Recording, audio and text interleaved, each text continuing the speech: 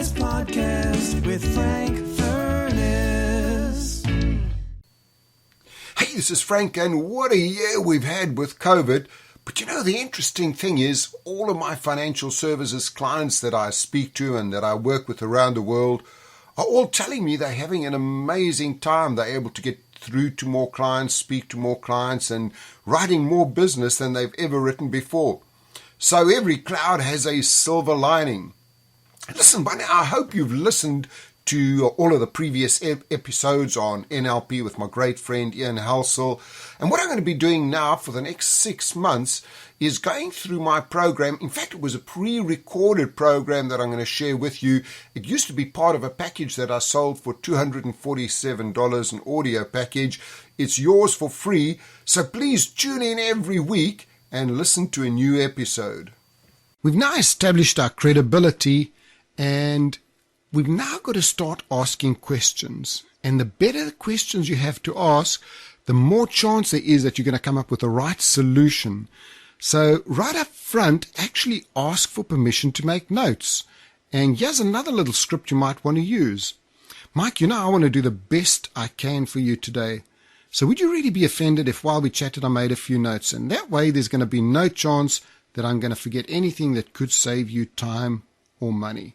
Really just ask them for permission to make notes.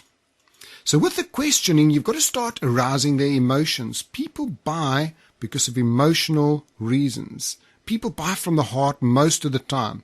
You've got to be genuinely interested in your client. You can't just be like a robot that's going through the motions.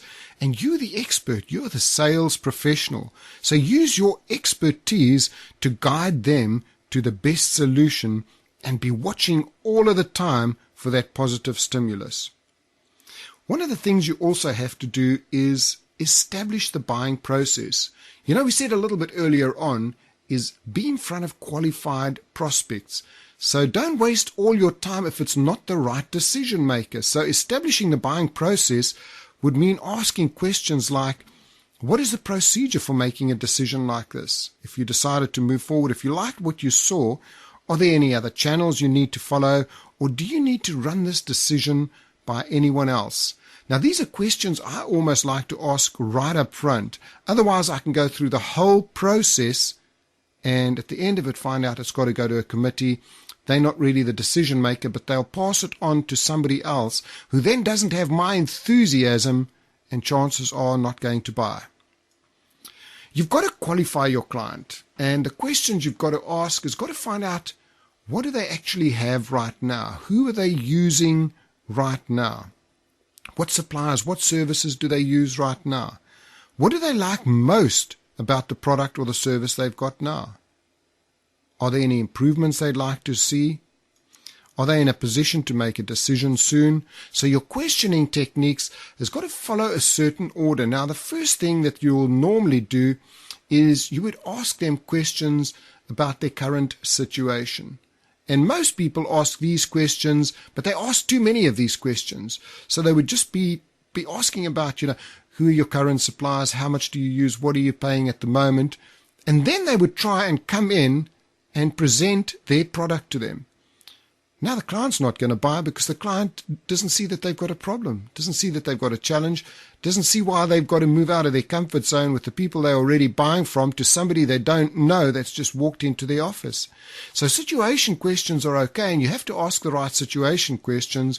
But the next thing that you've got to do is you've got to start asking them questions about maybe what are some of the problems or the challenges that they face right now. Because really, in order to interest them in your product, they've got to perceive that they've got a problem or that a problem does exist over there. Or you've almost got to help them to create a problem. So the problem questions would be, are there any challenges you face with your current suppliers right now? And they're going to start saying, well, that's very expensive, or we don't get the suppliers on time. And you've really got to be listening to the answers they give you in these problem questions. Problem is sometimes they'll say to you, no, we don't see any problems. Our current suppliers are fantastic. Over here, I would then bring in the magic wand. And I'd say, if you had a magic wand, and if you could come up with the ideal supplier, what would be some of the things that you would look for? And then they would say, well, we want better prices, we want better service. We want to be able to get hold of the representative when we phone them. You then start bringing in the implication questions. Now, implication are probably the most powerful questions you could ever ask anyone. What an implication is how is this going to impact on you and your business? If you're not getting deliveries on time, if the price is too high all the time, how is it going to affect you? What is the knock-on effect going to be? How is this going to affect your business? So you've got to ask all of those kinds of questions, and you've also got to ask them in an open and closed manner. We've got to know when to ask open questions and when to ask closed questions. Now, closed questions are great for giving a specific answer, for steering them in a certain direction. Mrs. Smith, you want to get your suppliers on time every time, don't you? That's a closed question because it's a yes or no type answer. What is she going to say? Yes, of course. You'd like to get the best prices all the time as well, wouldn't you? It's a yes or no. Yes is the answer. Open questions is where it's not a monosyllable type of answer, yes or no or maybe. So yeah, I would use things like, what's most important to you about? So what's most important to you about the suppliers that you would be using? And then you just keep quiet and listen. Now, when they stop talking, you use something that is very powerful. You just add in, what else? So tell me, Mrs. Jones, what's most important to you about the suppliers that you would be using? What's most important to you about using a life coach? As soon as they finish talking, what else?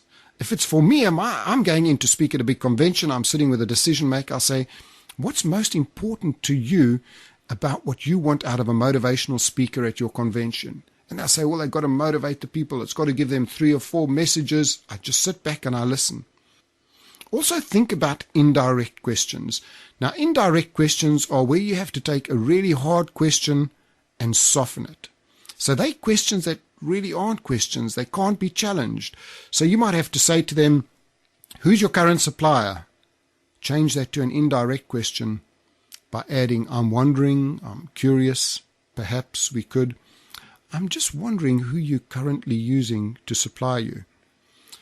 Or I'm curious, if you had to ask somebody, what is your budget? If you had to just come out, what is your budget? That's a hard question. Perhaps we could look at this in a different way. If I had some idea on what kind of budget you have, I might come up with the right solution for you. So think about that now. Any hard questions you have, add, I'm wondering, I'm curious, perhaps we could. Hey, yes, it's me back again, Frank. I'm your sponsor, and I want to tell you about a series I've put together. It's actually been 2 years in the making. I have created the biggest online course for financial advisors. If you go and take a look at www.salesstrategiesforadvisors.com, salesstrategiesforadvisors.com, please go and take a look at our sales page there. You'll see the course has 281 videos, 106 audios, 12 ebooks, and 7 sets of scripts. And I promise you, you will make 10 times your investment at least in this course. There are so many ideas, every kind of strategy you can think of, new things added all the time. And for actually listening to the podcast, you can actually get 50% off the course. Please don't tell anyone about it. But if you go in to the checkout where it says coupon code, all you do is type in 50OFF, 50 off, and you will immediately get a 50% off the course on the one-off payment. Or, of course, you can opt to pay $29 a month. So, hey, this is Frank. I look forward to seeing you the other side and enjoying my online course.